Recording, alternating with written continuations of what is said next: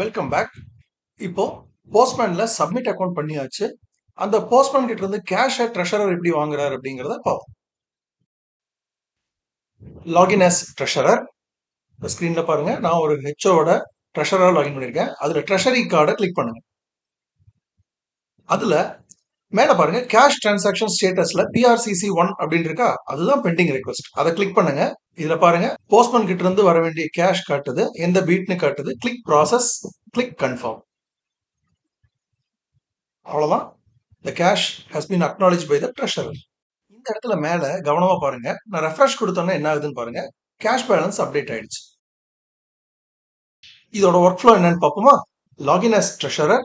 Treasury கார்டில் cash transaction ஸ்டேட்டஸ்ல choose the cash receive from postman and click process. Thank you.